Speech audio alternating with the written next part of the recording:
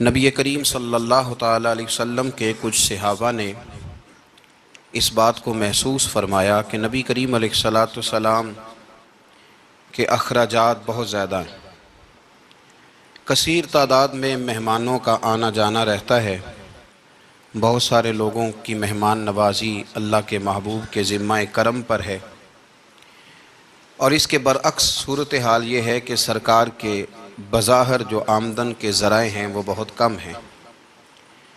اس بات کو محسوس کر کے صحابہ کرام علیہم رضوان نے از خود ایک پروگرام ترتیب دیا کہ ہم ہر مہینے کچھ نذرانہ جمع کریں گے اور نبی کریم علیہ السلام کی بارگاہ میں پیش کریں گے، اور عرض گزار ہوں گے کہ یا رسول اللہ صلی اللہ علیہ وسلم، آپ نے جو ہم پر احسانات کیے ہیں ان کا بدلہ تو نہیں چکا سکتے، پر چلو یہ تھوڑی سی خدمت ہے اگر ہماری قبول ہو جائے۔ صحابہ نے جب وہ نذرانہ جمع کیا تو اب ماحول یہ بنا کہ جمع تو کر لیا ہے تو اتنی جرت کون کرے گا کہ سرکار کی بارگاہ میں جا کے عرض کرے۔ طے یہ پایا کہ حضور علیہ السلام کے چچا محترم حضرت عباس رضی اللہ تعالیٰ عنہ سے یہ گزارش کی جائے کہ وہ عرض کریں کہ یا رسول اللہ صلی اللہ علیہ وسلم، ہم سے یہ نذرانہ قبول کر لیا جائے، تاکہ آپ کے جو روزمرہ کے معاملات ہیں، جو گھر کے اخراجات ہیں، وہ اس کے ذریعے سے کچھ نہ کچھ ہماری خدمت اس میں شامل ہو جائے۔ حبیب لبیب سید عالم صلی اللہ علیہ وسلم کی عالی مرتبت خدمت میں حضرت عباس نے جب وہ نذرانہ پیش کیا اور صحابہ کرام علیہم رضوان کی اس خواہش کا اظہار کیا اور بڑے درد مندانہ انداز میں عرض کیا کہ یا رسول اللہ، آپ کا وہ کاشانہ نور ہے کہ جو بھی آتا ہے وہ جھولی بھر کے ہی جاتا ہے، ہر ایک کو ملتا ہے، لیکن یا رسول اللہ ظاہراً کوئی ذرائع ہمیں نظر نہیں آتے، دل کرتا ہے کہ ہم خالصتاً آپ کی کچھ خدمت کر سکیں۔ تو حضور کچھ جواب دینے ہی والے تھے کہ اللہ تعالیٰ نے قرآن مجید نازل فرما دیا۔ کہا محبوب کل ان سے فرما دیجئے لا اسألکم علیہ اجرا، گویا طائف میں پتھر کھانے سے لے کر احد میں دانت شہید کرانے تک میں نے تمہارے لیے بڑا کچھ کیا ہے، پر میں تم سے کوئی اجر نہیں مانگتا۔ میں نے تمہارے لیے بڑا کچھ سہا ہے، پر میں تم سے کوئی سوال نہیں کرتا۔ ہاں اگر کچھ کرنا ہے نا تو الا المودۃ فی القربیٰ، میرے جو قریبی ہیں نا ان سے پیار کرتے رہنا، ان سے پیار کرنا۔ یا رسول اللہ وہ کون ہے؟ تو نبی پاک نے فرمایا علی، فاطمہ اور ان دونوں کی اولاد، ان سے پیار کرتے رہنا۔ لا اسألکم علیہ اجرا، میں تم سے کوئی اجر نہیں مانگتا، پر یہ جو میرے قریبی ہیں نا، اصلاں نال جے نیکی کریے اور نسلاں تاک نہیں پول دے، تے بے اصلاں نال نیکی کریے تے پھول کنڈیاں نال تول دے، ان سے پیار کرنا۔ میرے رسول کریم علیہ السلام نے نا اپنی اہل بیت کو ہمارے لیے نمونہ بنا کے چھوڑا ہے۔ ان کی محبت ضروریات دین کا حصہ ہے۔ ایک شخص بالغ ہونے سے لے کر انتقال تک کوئی نماز قضا نہ کرے، ہر سال زکوٰۃ دے اور ہر سال حج کرے، حقوق العباد کا ایک ذرہ بھی ضائع نہ کرے، لیکن مر جائے اہل بیت کے بغض پر، تو وہ جنت میں نہیں جائے گا، وہ جہنم میں جائے گا۔ اس کی کوئی نماز، اس کی کوئی زکوٰۃ، اس کا کوئی حج اللہ کی بارگاہ میں قبول نہیں، لیکن کمزوریاں رہ جائیں، کوشش کرتا رہے، کمزوریاں رہ جائیں، پر حسنین کریمین سے پیار کرتا جائے، ان کی ماں سے، ان کے والد سے محبت کرتا جائے۔ تو میرے محبوب نے فرمایا مم مات علی حب آل محمدن مات شہیدا، جو آل محمد کی محبت میں دنیا سے گیا وہ سادہ نہیں گیا، وہ تو شہادت کی موت مرا ہے، تو شہید ہو کے دنیا سے گیا۔ اہل بیت کا اسوہ نور ان کی محبت ضروریات میں سے ہے۔ رسول کریم علیہ السلام نے فرمایا، جامع ترمذی میں موجود ہے، فرمایا میں جا رہا ہوں پر تمہیں دو بڑی بھاری بڑی وزنی چیزیں دے کے جا رہا ہوں، صحیح ستہ کی روایت، دو وزنی چیزیں تمہارے بیچ چھوڑ کے جا رہا ہوں، اگر ان کو تھام کے رہو گے تو کبھی گمراہی تمہارے پاس نہیں آئے گی۔ یا رسول اللہ وہ کون کون سی؟ فرمایا ایک اللہ کی کتاب دے کے جا رہا ہوں اور دوسرا اپنا خاندان دے کے جا رہا ہوں۔ اگر اہل بیت نبوت کو تھامے رہو گے، ہمارے بزرگوں نے لکھا ہے کہ یہ جو حضور نے کتاب اللہ اور پھر اپنی اہل بیت کا تذکرہ فرمایا، تو اس کا مطلب یہ ہے کہ تھیوری دیکھنی ہوئی تو قرآن دیکھنا، اور پریکٹیکل دیکھنا ہوا تو علی اور فاطمہ کو دیکھنا، حسن اور حسین کو دیکھنا، ان کو دیکھنا۔ نبی کریم علیہ الصلوۃ والسلام کے اہل بیت منارہ نور ہیں، ان کی محبت، ان کا پیار کیوں بھلا؟ اس لیے کہ یہ وہ خوبصورت لوگ ہیں جن کو خود میرے نبی پاک نے تراشا ہے۔ ان کی سیرت میں جتنے رنگ ہیں وہ رسول کریم نے خود بھرے ہیں۔ ان کی ایک ایک بات کا خیال نبی پاک نے رکھا ہے۔ حضور نے از خود انہیں اپنی صحبت عطا کی ہے۔ زیادہ دور نہیں تھا سیدہ فاطمہ کا گھر، مسجد نبوی کے ساتھ تھا۔ اللہ کے رسول دن میں 2 دفعہ جایا کرتے تھے۔ پھر بھی کبھی کبھی فرماتے فاطمہ میرا دل کرتا ہے آج میں رات تیرے گھر میں قیام کروں۔ تو سیدہ فاطمہ الزہرا فرماتی ہیں کہ آمنہ کے لال اس طرح بھی میرے گھر میں قیام کرتے تھے کہ حضور چارپائی پہ لیٹتے تھے تو ایک کندھے پہ امام حسن کا سر ہوتا تھا اور دوسرے پہ امام حسین کا سر اقدس ہوتا تھا، اور فرماتی ہیں رات کو کبھی حسنین کریمین دودھ مانگتے تو میں اٹھتی دودھ دینے کے لیے، تو حضور فرماتے لیٹ جاؤ آج میرے ساتھ سوئے ہیں تو دودھ بھی میں ہی پلاؤں گا۔ تو محبوب اٹھتے ان کے لیے دودھ لاتے برتن سے نکال کے۔ حضور نے انہیں وقت دیا اور پھر ان کی چھوٹی چھوٹی چیزوں کا خیال رکھا۔ صحیح بخاری میں موجود ہے، تربیت پر توجہ دی۔ امام حسین تشریف لائے، ابھی عمر مبارک 7 سال کے قریب تھی۔ مسجد نبوی میں صدقے کی کھجوروں کا ڈھیر لگا ہوا تھا۔ چھوٹا بچہ جو ہوتا ہے نابالغ، اس پر شریعت کے احکامات نہیں آتے۔ صدقے کی کھجوروں کا ڈھیر تھا مسجد نبوی میں۔ یہ تربیت ہے، یہ ٹریننگ ہے جو اللہ کے محبوب نے خود انہیں عطا فرمائی۔ صدقے کی کھجوروں کا ڈھیر تھا۔ امام حسین حضور کے ساتھ آئے تو امام علی مقام نے ایک کھجور اٹھا کے منہ میں رکھ لی۔ شارحین نے لکھا ہے لگتا یہ ہے کہ کئی دنوں کی بھوک تھی، کیونکہ یہ فاقہ اہل بیت کا بڑا محبوب ہے۔ مجبور نہیں تھے، وہ تو خزانوں کے مالک تھے، پر غریبوں سے محبت کی وجہ سے فاقے کیا کرتے تھے۔ یہ ان کی پسند ہے فاقہ کرنا۔ تو ایک کھجور امام علی مقام نے رکھ لی تو اللہ کے رسول نے گلے میں انگلی ڈال کے نکال دی اور فرمایا حسین یہ صدقہ ہے، یہ میری اہل بیت کے لیے درست نہیں ہے۔ حضور نے خود تربیت کی۔ اور پھر سیدہ فاطمہ الزہرا نے اپنے بچوں کو تراشا، ان پر محنت کی۔ میں اکثر گزارش کرتا ہوں دوستوں سے، میں کہتا ہوں کربلا کا واقعہ کوئی حادثاتی نہیں ہے، اس کے پیچھے پوری ایک لاجک ہے، اس کے پیچھے پورا ایک فلسفہ ہے۔ ایسے ہی کوئی آدمی 3 دن بھوکا پیاسا رہ سکتا ہے؟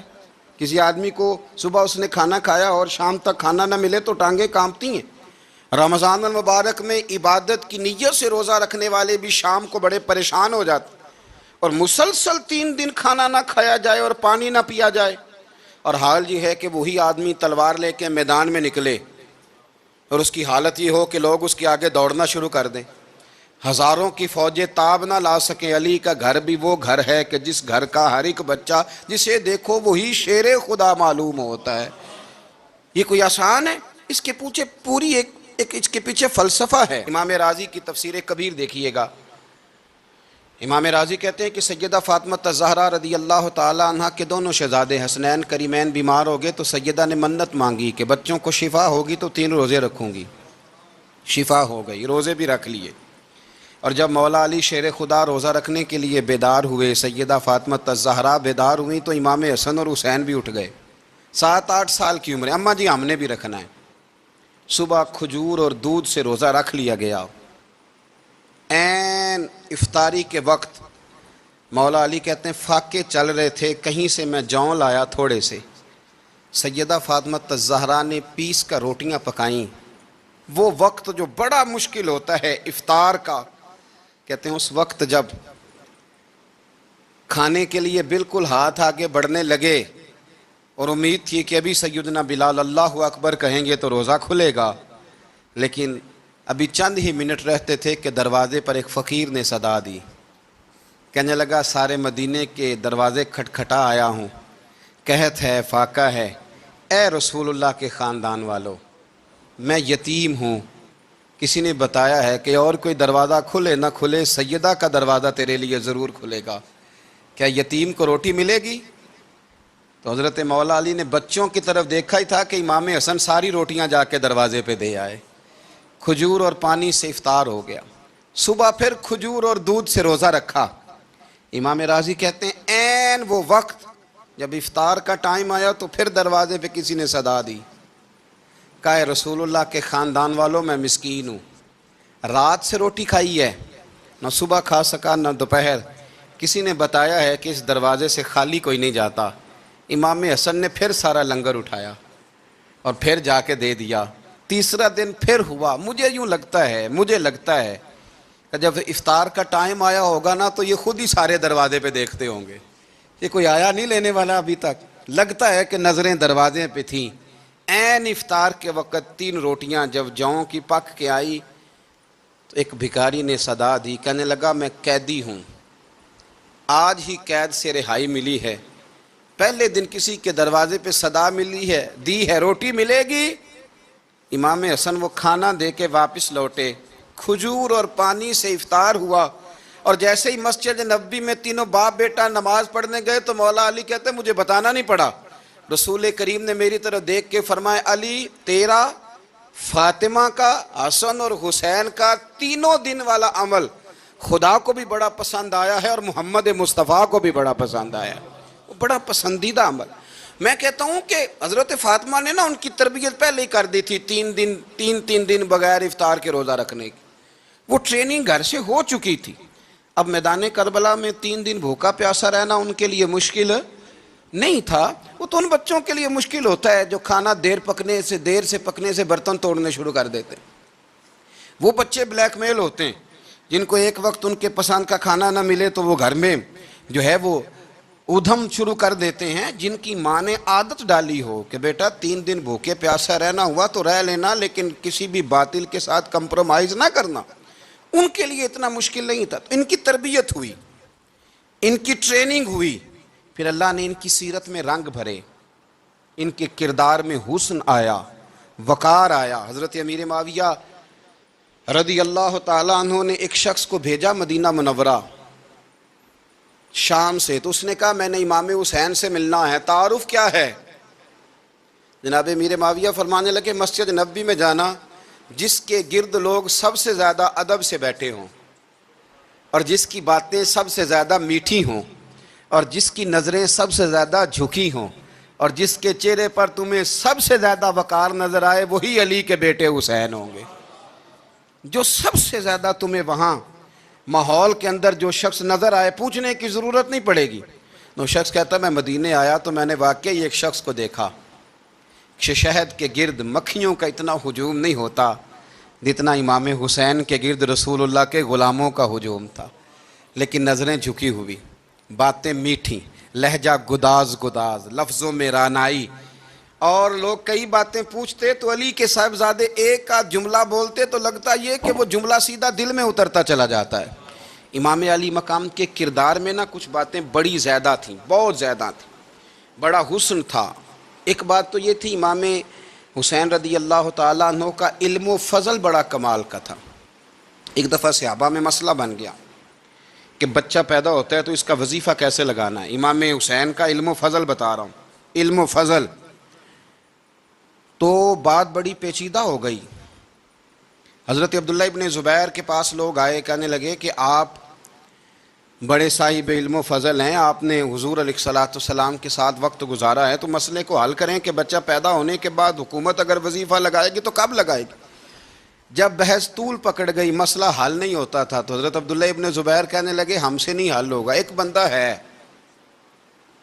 جس کے سینے میں رسول اللہ صلی اللہ تعالیٰ علیہ وسلم کے نور نبوت کا فیضان ہے، وہ یہ مسئلہ حل کریں گے۔ تو کہا وہ کون سے؟ آپ فرمانے لگے جب ہم سے مسائل حل نہیں ہوتے تو ہم ان کے علم سے فائدہ اٹھاتے ہیں۔ کہا کون ہے؟ کہا جناب امام حسین۔ تو لوگ حضرت امام حسین کے پاس گئے، کہ حضرت یہ ایک مسئلہ الجھ گیا ہے کہ بچہ پیدا ہو تو وظیفہ کب لگانا ہے؟ فرمایا الجھنے والی بات ہی کوئی نہیں، پیدا ہونے کے بعد جب وہ پہلی دفعہ آواز نکالے تو اس کا وظیفہ لگا دو۔ اس کا مطلب یہ ہے کہ وہ دنیا میں آ گیا ہے، اس نے اپنے آنے کا اظہار کر دیا ہے، اعلان کر دیا ہے، اب اس کا وظیفہ لگا دو۔ تو اس پر پھر صحابہ کا اتفاق ہو گیا۔ امام حسین کے علم سے، فضل سے لوگ فیض اٹھاتے تھے۔ پھر اس کے ساتھ ساتھ امام حسین کا ذوق عبادت بڑا شاندار تھا، بڑا زبردست ذوق۔ علامہ جوزی نے لکھا ہے وکان الحسین رضی اللہ تعالی عنہ فاضلا کثیر الصوم والصلاۃ والحج والصدقۃ وافعال الخیر جمیعا۔ آپ فرماتے ہیں کہ امام حسین زیادہ نمازیں پڑھنے والے تھے، کثرت سے سجدے کرنے والے، کثرت سے روزے رکھنے والے، زیادہ حج کرنے والے، اور امام حسین صدقہ دینے والے اور نیکی کے کاموں میں شدت کرنے والے تھے۔ امام حسین کا جو ذوق عبادت تھا وہ اتنا شاندار تھا کہ آپ فرض نماز کے علاوہ روزانہ 100 رکعت نماز نفل ادا فرمایا کرتے، اور امام حسین فرماتے زندگی میں کبھی ایسا نہیں ہوا کہ 3 دن گزر گئے ہیں اور حسین کا قرآن پاک ختم نہ ہوا ہو۔ 25 حج کیے امام حسین نے مدینہ منورہ سے مکہ مکرمہ پیدل جا کے، 25 حج۔ اب تو نسبت والے لوگوں کو عبادت کی ضرورت نہیں نا، اللہ ماشاءاللہ کہتے ہیں نسبت بڑی ہے۔ بھئی جن کی نسبت اتنی خاص تھی کہ حضور نے فرمایا یہ فاطمہ کے نہیں میرے بیٹے ہیں، ان کا تو حال یہ ہے کہ فرض کے علاوہ 100 نفل، 3 دن سے پہلے ختم قرآن پاک، 25 حج فرمائے، تو وہ کس نسبت کی بات کرتا ہے؟ یہ نسبتیں تو ہیں جو انسان کو عبادت کے قریب کرتی ہیں۔ لوگوں نے معیار ہی بدل دیا ہے۔ حضرت سیدنا امام حسین کی شہادت کے بعد حضرت عبداللہ ابن زبیر رضی اللہ تعالیٰ عنہ نے قاتلان حسین سے خطاب کیا اور فرمانے لگے اللہ کی قسم تم نے اس شخص کو شہید کیا ہے جو راتوں کو لمبے لمبے قیام کرتا تھا، اور تم نے اس شخص کو شہید کیا ہے جس سے میں دن میں جب بھی ملتا تھا تو وہ روزے سے ہوتا تھا۔ تم نے اس شخص کو شہید کیا جو قائم اللیل تھا، صائم الدہر تھا، اس شخص کو تم نے شہید کیا۔ آپ کو پتہ ہے کہ میدان کربلا میں جب 9 محرم کو ابن سعد نے امام حسین سے کہا کہ جنگ کرو اگر یزید کی بیعت نہیں کرنی، تو امام حسین نے فرمایا 1 رات کی مہلت دے دو، 1 رات کی مہلت دے دو۔ حضرت امام زین العابدین کہتے ہیں میں نے اپنے والد گرامی سے عرض کی کہ ابا جی آپ جہاد سے دور جانے والے تو ہیں نہیں، آپ تو جہاد سے پیار کرنے والے، اور یہ بھی پتہ ہے مجھے کہ یہ جنگ اب ہو کے رہے گی، تو 1 رات کی مہلت لینے کا معنی کیا ہے؟ بھئی کل بھی لڑنا ہے اور رات بھی لڑنا ہے، تو ابا جی 1 رات کی مہلت۔ تو سیدنا امام حسین رضی اللہ تعالیٰ عنہ فرمانے لگے بیٹا رات کی مہلت اس لیے لی ہے کہ میں آج رات کھل کے اپنے رب کی عبادت کر لوں، میں استغفار کر لوں، میں لمبے سجدے کروں۔ اور کہا زین العابدین تو جانتا ہے نا کہ مجھے نماز سے، تلاوت سے، دعا سے اور استغفار سے بڑا پیار ہے۔ نماز سے مجھے پیار ہے، دعا سے مجھے پیار ہے، استغفار سے مجھے پیار ہے۔ فرمایا بیٹا میں نے اس لیے نہیں کہ میں چاہتا ہوں 1 رات اور دنیا میں رہوں۔ تو امام زین العابدین فرماتے ہیں امام علی مقام نے سجدے پہلے بھی بڑے کیے، پر 9-10 کی درمیانی رات جو ان کے سجدے تھے وہ میں نے کبھی نہیں دیکھے۔ فرماتے ہیں تیمم کے ساتھ وہ رات کی جو عبادتوں کا رنگ تھا وہ میں نے کبھی نہیں دیکھا۔ امام علی مقام کا عبادت کا ذوق تھا، شوق تھا، لذت تھی۔ آپ یقین کریں ایسے ایسے عجیب بہانے ہم لوگوں کہتے ہیں میرا نماز میں دل نہیں لگتا، تو میں کہتا ہوں تیرا گپ شپ میں کس طرح لگتا ہے، تیرا موبائل پہ کیسے لگتا ہے بھائی؟ یہ تو بھائی ذوق کی بات ہے۔ امام حسین کہتے ہیں مجھے قرآن پاک سے پیار ہے، مجھے تلاوت سے پیار ہے، مجھے دعا سے پیار ہے، مجھے استغفار سے پیار۔ بھائی جس کو جس چیز سے پیار ہوگا دل لگ جائے گا۔ ہم نے کبھی پیار کیا ہی نہیں اس سے، جن چیزوں سے پیار ہے وہاں دل لگ جاتا ہے۔ یہ ایک بہانہ ہے، ورنہ کثرت سے عبادت کرنا، ذوق پیدا کرنا، یہ تو اہل اللہ کا طریقہ ہے۔ والذین یبیتون لربہم سجدا وقیاما، رب کے بندوں کی علامت یہ ہے کہ وہ راتیں سجدے اور قیام میں گزار دیتے ہیں۔ تو امام حسین کی سیرت کا کمال ہے کہ ذوق عبادت رکھتے تھے۔ دوسری بات جو امام علی مقام کی سیرت میں بڑی شاندار ہے وہ یہ ہے کہ سخی بڑے تھے۔ ایک قول سنانا ہے آپ کو امام حسین کا، اور خواہش میری یہ ہے کہ میرے حاضرین اور ناظرین اس قول کو رٹا لگا کے یاد کریں، اس قول کو انشاءاللہ۔ یہ قول جو امام حسین کا ہے نا جی، یہ جس دن مجھے ملا تھا نا تو میں نے بھی رٹا لگا کے یاد کیا تھا، اور میرے پاس جتنی ڈائریاں ہیں شاید میں نے سب میں لکھا ہے۔ امام علی مقام رضی اللہ تعالیٰ عنہ فرماتے تھے اللہ کی رضا کے لیے کسی شخص کی ایک حاجت پوری کر دینا ایک مہینہ مسجد میں اعتکاف کرنے سے زیادہ درجہ رکھتا ہے۔ ایک بندے کی ایک حاجت پوری کر دینا ایک مہینہ پورا مسجد میں اعتکاف کرنے سے زیادہ درجہ رکھتا ہے۔ خدا کے بندے تو ہیں ہزاروں اور بنوں میں پھرتے ہیں مارے مارے، میں اس کا بندہ بنوں گا جس کو خدا کے بندوں سے پیار ہوگا۔ کسی بندے کی ایک حاجت پوری کرنا ایک مہینہ اعتکاف میں بیٹھنے سے زیادہ افضل ہے۔ اسی لیے تو میرے حبیب کریم علیہ السلام نے فرمایا تو رب کے بندوں کی حاجتیں پوری کرنے میں لگ جا، رب تیری حاجتیں پوری فرما دے گا۔ تو امام علی مقام فرماتے تھے ایک حاجت کسی کی پوری کرو۔ حضرت جناب سیدہ زینب بنت ابی رافع کہتی ہیں کہ سیدہ فاطمہ الزہرا ایک دن اپنے دونوں شہزادوں کو لے کے، جب حضور کی طبیعت مبارک بظاہر علیل تھی جس میں حضور کا وصال ہوا، دونوں شہزادے لے کے سیدہ فاطمہ نبی کریم کی بارگاہ میں گئیں، کہنے لگی یا رسول اللہ میرے بچوں کو کچھ دیجئے سیدہ پاک۔ تو حضور اٹھ کے بیٹھ گئے، اس کندھے سے امام حسن کو لگایا اور اس سے امام حسین کو لگایا اور فرمایا فاطمہ یہ جو میرا حسن ہے نا اس کو میں اپنی ہیبت اور سرداری دیتا ہوں، اور فرمایا یہ جو میرا حسین ہے نا حسین کو میں اپنی جرت اور سخاوت دیتا ہوں، میرا حسین جرت مند ہوگا اور سخی ہوگا۔ داتا گانج بخش علی حجویری، امام الاولیاء، سید الاصفیاء، داتا صاحب کشف المعجوب میں فرماتے ہیں ایک دن نا امام حسین کے پاس ایک شخص آیا بڑی دور سے کچھ مانگنے کا، حضور کچھ دیجئے۔ وہ شخص کہتا ہے کہ میرا ظرف یہ تھا کہ 4-5 دینار ملیں گے۔ تو امام حسین فرمانے لگے تھوڑی دیر بیٹھ جا، رزق آ رہا ہے۔ تو امام حسین کو حکومت وقت کی طرف سے نا 5 تھیلیاں ملی جس میں ایک تھیلی میں 500 اشرفیاں تھیں، 5 تھیلیاں آئیں، لیکن اس کو آنے میں نا ذرا دیر ہو گئی۔ وہ 5 تھیلیاں جب آئی نا تو امام حسین اس کی طرف 5 تھیلیاں بڑھا کے نا، ذرا دیکھنا میری طرف غور سے، 5 تھیلیاں بڑھا کے نا تو فرمانے لگے میاں جتنا تجھے انتظار کرایا نا اتنی ہم تیری حاجت پوری نہیں کر سکے۔ تو یہ نہ محسوس کرنا کہ حسین کے دروازے پہ بیٹھا بھی رہا ہوں تو ملا کیا ہے، یہ نہ محسوس کرنا۔ وہ شخص کہتا ہے جب میں نے وہ تھیلیاں کھولی اور پھر میری نظر امام حسین پہ پڑی تو میرے اندر سے آواز آئی اگر حسین ابن علی اتنے سخی ہیں تو محمد عربی کتنے سخی ہوں۔ اگر یہ معیار ان کا ہے، ان کا یہ معیار ہے، اور خود بھیک دیں خود ہی کہیں منگتے کا بھلا ہو، خود کہنے لگے جتنا انتظار کرایا ہے اتنی تیری مدد کر سکے۔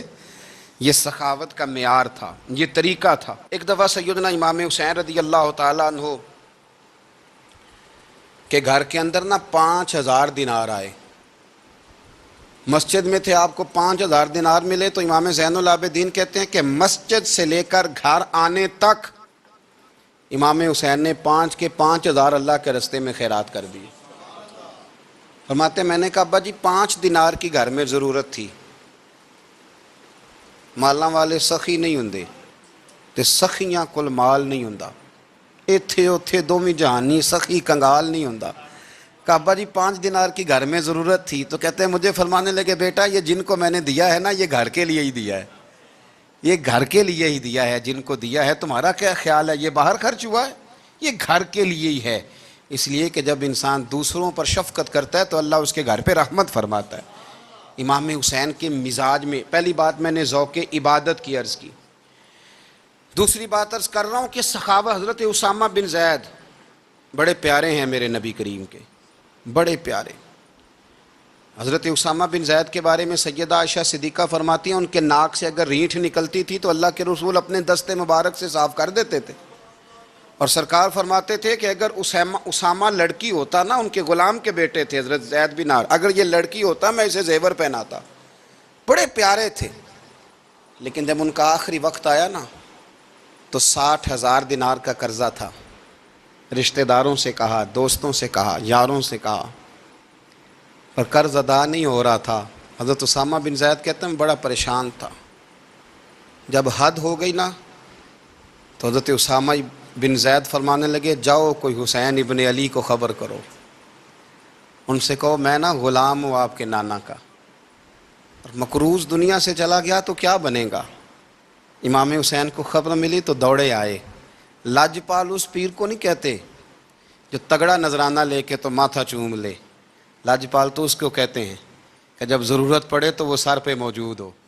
حضرت سیدنا امام حسین تشریف لائے تو جناب اسامہ بن زید رو پڑے، کہنے لگے حضور میں نے نا غلامی کی ہے آپ کے نانا کی، اور اس غلامی پہ ناز ہے، اب 60,000 دینار کا قرضہ لے کے دنیا سے جاؤں گا تو میری قبر پہ بوجھ رہے گا۔ امام حسین خادم کو بھی کہہ سکتے تھے جاؤ گھر پیسے پڑے ہیں لے آؤ، امام حسین خود گئے، چادر اوڑھ کے تو اس کی اوٹ میں بکل میں 60,000 دینار چھپا کے لائے اور جناب اسامہ بن زید کے سامنے رکھ کے کہنے لگے اسامہ یار پیسے رات کو ہی آئے تھے، میں سوچ رہا تھا مجھے تو ضرورت نہیں، اللہ نے کس کا نصیب میرے گھر میں بھیج دیا ہے، مجھے تو حاجت ہی نہیں تھی، اب پتہ چلا پیسے تیرے تھے، اللہ نے حسین کی ڈیوٹی لگائی ہے کہ جا کے دے آ۔ حضرت اسامہ بن زید رو پڑے، فرمانے لگے اللہ آپ کو بہترین صلہ عطا فرمائے، یہ معیار تھا۔ اور پھر تیسری بات یہ کہ دل کے بڑے صاف تھے، دل بدستاور کے حج اکبر است، از ہزاراں کعبہ یک دل بہتر است۔ شیخ سعدی کہتے ہیں کہ درویش کہتے ہیں کہ کسی کا دل رکھ لینا نا، دل راضی کر دینا، کعبے کا 1000 بار حج کرنے سے بہتر ہے۔ دل بدستاور کے حج اکبر است، کسی کا دل راضی کرنا حج اکبر ہے۔ امام بڑا ہی پیار کرتے تھے، گھوڑے پہ جا رہے تھے، کچھ فقیر غریب لوگ بیٹھ کے روٹی کھا رہے تھے، کھا کہاں رہے تھے؟ سڑک کے کنارے۔ تو امام زین العابدین فرماتے ہیں کہ جب امام حسین گزرے تو انہوں نے آواز دی حضور دل کرتا ہے ہمارے ساتھ بیٹھ کے روٹی کھائیں، کائنات کے مالک و مختار کے نواسے اور دنیا کے سب سے بڑے شہزادے گھوڑے سے اترے اور غریبوں کے ساتھ سڑک پہ بیٹھ گئے، روٹی کھانے لگے اور دیر تک کھاتے رہے، اور جب فارغ ہو گئے تو فرمانے لگے کھانے کی ضرورت بھی نہیں تھی، حاجت بھی نہیں تھی، پر تم نے آواز دی تو دل رکھنے کو بیٹھ گیا تھا، اگر اجازت دے تو چلا جاؤں۔ یہ مزاج تھا، یہ طبیعت تھی۔ آپ کے ایک بھائی ہیں چھوٹے، حضرت محمد بن حنفیہ نام ہے، حضرت مولا علی شیر خدا رضی اللہ تعالیٰ عنہ کی دوسری بیوی سے۔ ایک دن حضرت امام حسین ان کے گھر میں بیٹھے تھے تو کسی بات میں نا اختلاف رائے ہو گیا، تو امام علی مقام ناراض ہو گئے، فرمایا آج کے بعد تیرے گھر نہیں آؤں گا،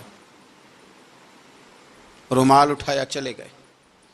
لوگوں نے حضرت محمد بن حنفیہ رضی اللہ تعالیٰ عنہ سے کہا حسین تو ناراض ہو گئے، کبھی نہیں آئیں گے۔ آپ فرمانے لگے بھائی تمہارا ہے کہ میرا؟ جی بھائی تو آپ کے ہیں۔ فرمایا اگر کہو تو چند منٹوں میں حسین واپس آئے۔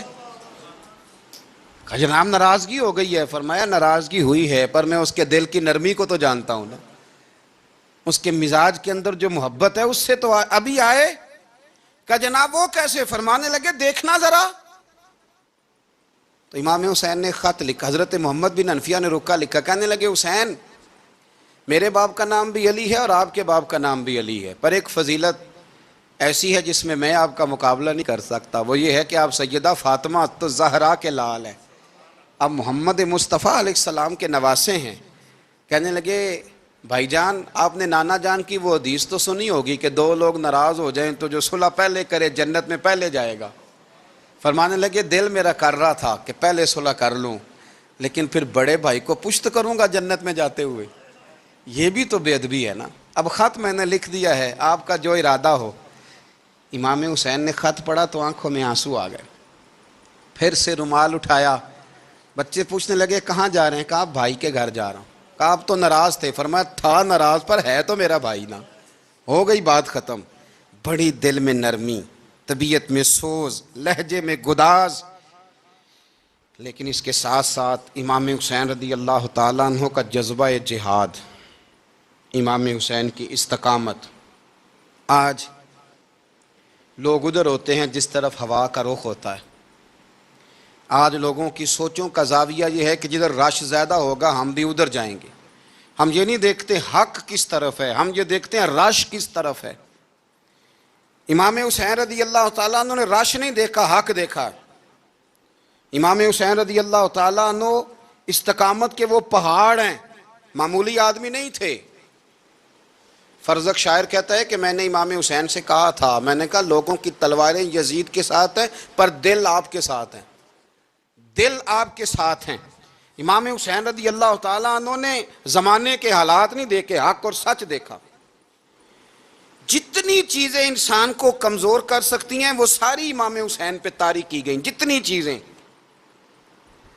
وطن چھوڑنا کتنا کو مشکل ہوتا ہے، شالا پردیسی کوئی بھی نہ تھی وے تے ککھ جنہ تو پارے۔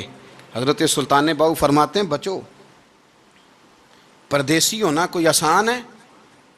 جس آدمی کا کسی چھوٹے سے گاؤں میں بھی مکان ہو، چھوڑنا پڑ جائے تو روٹا ہے۔ تو مجھے بتاؤ جس نے اپنا سارا بچپن مدینے میں گزارا ہو، آج جو ایک ہفتہ مدینے رہ کے آتے ہیں ان سے واپس نکلنا مشکل ہوتا ہے۔ لیکن امام حسین حق کا رستہ تھا، وطن کی قربانی دی، اور معمولی وطن نہیں، مدینے جیسا وطن۔ اور جب کھڑے تھے نا امام حسین رضی اللہ تعالیٰ عنہ رجب میں نکل رہے تھے مدینے سے، تو کوئی شاعر کہتا ہے دور کھڑے ہو کے انہوں نے گویا کہا تھا، آقا تیرے کرم کے خزینے کی خیر ہو، میں جا رہا ہوں تیرے مدینے کی خیر ہو۔ امام حسین نے وطن چھوڑا، کوئی لغزش نہیں پیروں میں، کوئی نہیں۔ شہزادوں والی زندگی تھی، مسجد نبوی کے امام تھے، نبی کریم علیہ السلام کے روضہ اطہر پر تشریف رکھتے تھے، زمانہ حیا کرتا تھا، شان و شوکت تھی، پر حق کے لیے چھوڑا، نکل کر خانقاہوں سے ادا کر رسم شبیری۔ اور پھر بڑا مشکل ہوتا ہے، جس شخص کے ساتھ بچے اور عورتیں ہوں وہ تو یہ کہہ کے لڑائی سے جان چھڑاتا ہے کہ میرے ساتھ فیملی ہے، نہ ہوتی تو تجھے بتاتا۔ پر امام حسین کو اولاد بھی کمزور نہیں کر سکی، عورتوں کا ساتھ ہونا کمزور نہیں کر سکا۔ پھر امام علی بھوک کتنا مشکل کام ہے۔ آج لوگ کہہ نہیں دیتے کہ میں تو اس لیے گناہ کرتا ہوں کہ رشوت اس لیے لے لیتا ہوں کہ بچے چھوٹے ہیں۔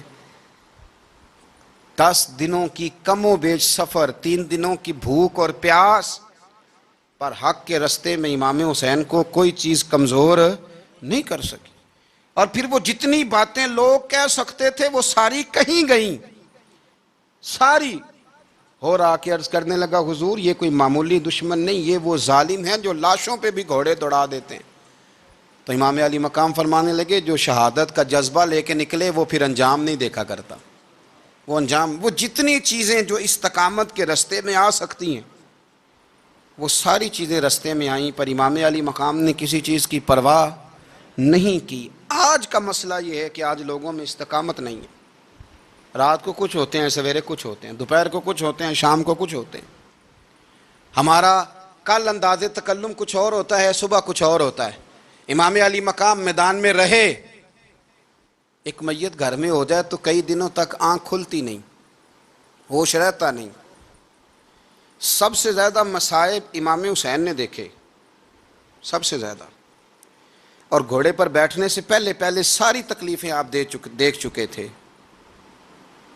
باپ کا جنازہ اٹھانا آسان ہوتا ہے، بیٹے کا جنازہ اٹھانا بڑا مشکل ہوتا ہے، پر امام حسین نے بیٹوں کے جنازے اٹھائے۔ حضرت علی اصغر کی لاش کو امام حسین نے اپنے دست مبارک سے دفن کیا، اور جناب علی اکبر کی میت کو جب آپ اٹھا کے لا رہے تھے تو سیدہ زینب فرماتی ہیں کہ مجھے یوں کبھی لگتا تھا حسین کا قد بڑا ہے اور کبھی لگتا تھا علی اکبر کا قد بڑا ہے۔ اور فرماتی ہیں کہ پھر حضرت قاسم بن حسن کو بھی وہ اٹھا کے لائے، اور جناب عباس کے وجود سے الگ ہونے والے بازو انہوں نے لا کے حضرت عباس کے وجود کے ساتھ بھی رکھے۔ انہوں نے یہ سارا منظر دیکھا، لیکن جب حسین ابن علی اپنی دفعہ گھوڑے پہ سوار ہوئے تو لگتا یہ تھا کہ ان سے زیادہ بہادر کوئی نہیں۔ ایک جملہ بھی یزیدی فوج کے سامنے امام حسین نے کمزور نہیں کہا، ایک جملہ بھی، ایک فقرہ بھی کچا نہیں بولا، کہیں بھی کوئی منت نہیں کی، کسی جگہ بھی ان کے پائے استقلال میں کوئی لغزش نہیں آئی۔ جب لوگوں کو پتہ چل جائے کہ اب سامنے موت ہی موت ہے، سوائے اس کے چارہ کچھ بھی نہیں، تو بہت سا جو رخصت اور اجازت تو دین بھی دیتا ہے، پر امام حسین کسی جگہ کسی رخصت پر عمل کرتے نظر نہیں آتے، ڈٹ کے بات کی، ڈٹ کے۔ اور پھر جب میدان میں نکلے، اللہ اکبر، تو ابن سعد کہنے لگا کہ اگر 2 کر کے، ایک کر کے جاؤ گے تو یہ 45,000 کا لشکر سارا حسین کاٹ ڈالے گا، یک بارگی حملہ کرو گے تو بات۔ اتنی استقامت، اتنا۔ آج تو لوگ ڈپریشن کے مریض ہیں، آج تو لوگ ٹینشن کے مریض ہیں، ہر دوسری بات میں لوگ کہتے ہیں وہ بڑا، پر کس بات سے؟ مطلب کیا آپ نے زندگی میں صرف جاب نہیں مل رہی، صرف بیماری آ گئی، صرف خرچہ نہیں گھر میں؟ میں بڑا کس بات کا ڈپریشن؟ امام حسین کی زندگی بتلاتی ہے کہ وہ لوگ بھی کوئی دنیا میں کمال حاصل کر سکتے ہیں جو چھوٹی چھوٹی بات پہ روتے ہیں. مال بھی ہے، جوانی بھی ہے، گھر بھی ہے، مکان بھی ہے، بچے بھی ہیں، عزت بھی ہے، صرف پیسے نہیں. اور انسان ہے کہ آنکھیں نہیں کھل رہی، وہ سمجھتا ہے میں کسی کام کا ہی، فقط پیسے نہیں بس. او خدا کے بندو، امام علی مقام نے فرمایا سارا کچھ لٹا کے بھی جو میدان میں کھڑا رہے اسے حسین ابن علی کہا جاتا ہے، اسے حسین ابن علی کہا جاتا ہے. حسین ابن علی کی شان رفت کوئی کیا جانے، حسن جانے، علی جانے، نبی جانے، خدا جانے، کون جانے امام علی مقام کا معیار. تو امام حسین رضی اللہ تعالیٰ عنہ کی زندگی ہمیں بتاتی ہے کہ ذوق والی عبادت کرو. امام حسین کی زندگی ہمیں بتاتی ہے کہ جب تم سخاوت کرو تو پھر اپنی حیثیت سے بڑھ کر کرو. اور امام حسین کی زندگی ہمیں بتاتی ہے کہ دل میں کسی کے لیے کوئی بات نہ رکھو، صلح کرنے میں پہل کرو، محبتیں کرنے میں آگے بڑھو. اور امام حسین کی زندگی ہمیں بتلاتی ہے کہ جب دنیا میں تم نے کچھ کرنا ہے تو پھر ڈٹنا بھی سیکھو، پھر کھڑے ہونا بھی سیکھو. یہ نہ دیکھو کہ حالات، امام حسین نے ایک دن بھی حکومت نہیں کی، یزید نے 4.5 سال کی، لیکن قیامت تک دلوں پہ حکومت امام حسین کی رہے گی، امام حسین کی رہے گی، اس لیے کہ ان میں استقامت تھی. امام حسین کے ساتھ اس وقت 72 لوگ تھے، لیکن آج کائنات کا ذرہ ذرہ امام حسین کے ساتھ ہے. اس کا مطلب ہے وقت لگتا ہے، نظریہ غالب آ ہی جایا کرتا ہے. تو استقامت والی زندگی گزاریں.